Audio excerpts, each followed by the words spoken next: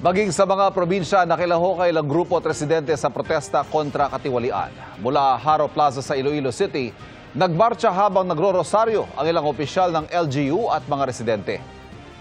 Pinangunahan ito ng Archdiocese of Haro papunta sa Iloilo Provincial Capital. Hawak ang mga placard, nagmarcha rin mula Capitol Lagoon papunta sa Bacolod Public Plaza ang ilang residente sa Bacolod City. Sa Aklan, hindi napigil na masamang panahon ang isinagawang prayer rally. Sa Cagayan de Oro City, nagsagawa ng demonstrasyon sa bahagi ng Plaza Divisoria ang Promotion of Church People's Response Northern Mindanao. Nagsagawa naman ng motorcade sa Rotonda Circle. Sa Cagayan de Oro City ang ilan pang grupo.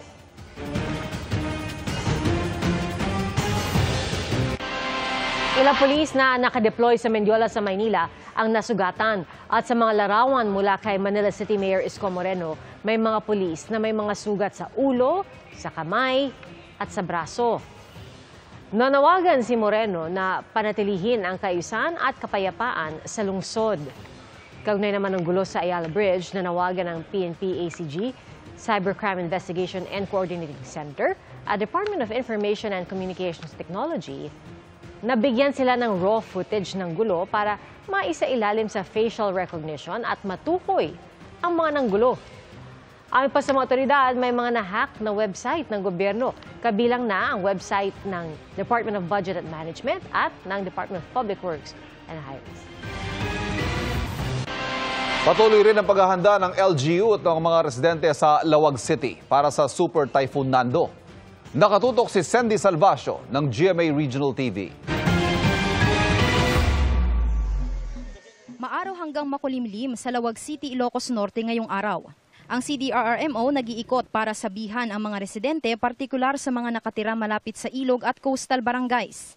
Napunta kami sa mga barangay, ma'am, sa 80 barangays na sakop ng Lawag City, ma'am. Nakapaghanda na sila, ma'am, in case po tumama yung bagyo. Hopefully, hindi sana po, ma'am. Ang ilang taga-barangay Lapas, kahit sanay na raw sa pagdating ng mga bagyo, patuloy na naghahanda. Nililigpit namin yung mga kailangan na maano ng bagyo. At saka naghanda rin kami ng mga pagkain para may pagkain pag may bagyo, di ba? Habang wala pang ulan, sinasamantala ng ilan na tapusin ang konstruksyon ng kanilang mga bahay, habang ang iba nag-aangat ng bangka. Maanod amin nga luglugan may iso nga isagpat may amin nga kita adat kita ipakasimi ta sayang lang no maanod. Kaninang umaga isinailalim sa Tropical Cyclone Wind Signal number 2 ang hilagang bahagi ng Ilocos Norte at Signal number 1 naman sa natitira pang lugar sa probinsya. Sa abiso ng Civil Defense Ilocos Region, may banta ng storm surge sa 8 lugar sa probinsya. Sa abiso ng Civil Defense Ilocos Region, may banta ng storm surge sa 8 lugar sa probinsya. Nagkakagulo po ngayon sa Legada sa Maynila at nakatutok si Rafi Tima. Rafi, kamusta dyan?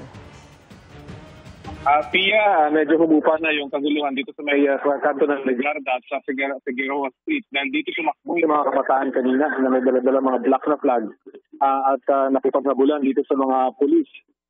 Medyo may konting din na ginagawa. Itong mga ralista, karamihan dito yung mga kabataan at may mga dalang bato at mga bote at yun yung kanilang ipinupukol dun sa hanay ng mga pulis. Kung kahit itong mga pulis naman, ay tinatry silang habulin. Pero mas marami kasi itong mga kabataang ralista kanina, kung kahit hindi rin gano'ng makaporma, itong hanay ng mga pulis na mabibilang lang. Siguro may mga hindi sila hihigit sa 10.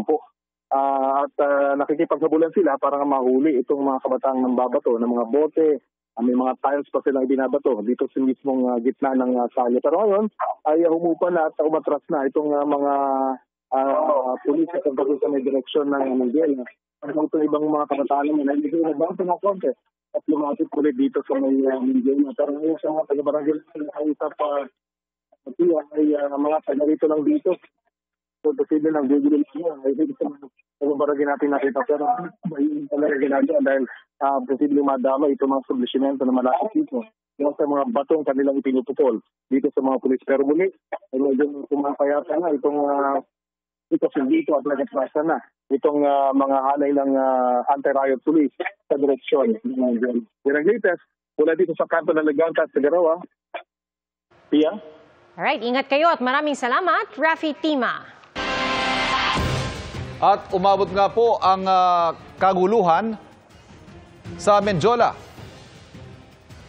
Bandang hapon po yan kanina sa Ayala Bridge. Tingnan natin ang latest sa sitwasyon doon. Nakatutok po doon live si Athena Imperial. Athena, anong latest dyan? Yes, Ivan, tama ka. No? Ngayon naman ay nandito tayo sa panulukan ng Legarda at Mendiola sa Maynila, kung saan kaninang bandang alas 3 ng hapon ay nagkagulo rito, Ivan. Ang payapasa ng anti-corruption rally ay nauwi nga sa batuhan at tulakan, ano? At may mga pagsabog pa. Ilan dun sa mga nakitang kasama sa gulo ay mga grupo ng kabataan na nakatakip ang muka. May mga batang namataan na sumali sa gulo at niyug-yug pa nga nila yung mga barikada.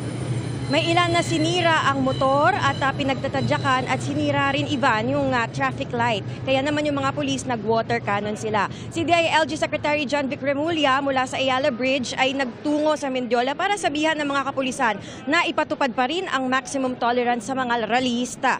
Ilang mga kabataang umano'y ng gugulo at nanakit ang inaresto ng mga pulis. Samantala ngayon, Ivan, kung makikita mo sa aking likuran ay naka-alerto pa rin ang SWAT, ang mga pulis. Kanina itong mga pulis na to nandito lang sa bahaging ito ng Mendiola, papasok ng Malacanang. Pero sa ngayon, lahat na ng sulok nitong intersection na ito, Casal Street, Legarda, Recto at Mendiola, may mga nakahanay ng mga pulis dyan. Kanina rin ay patuloy yung ginagawang rally ng mga rallyista. Medyo hindi na nga lang ngayon. Pero ang kanina, ang sinisigaw nila ay bumaba na sa pwesto yung mga tiwali, yung mga korap at dapat ibalik sa mga mamamayan yung pera na pinaghirapan ng taong bayan. Ivan?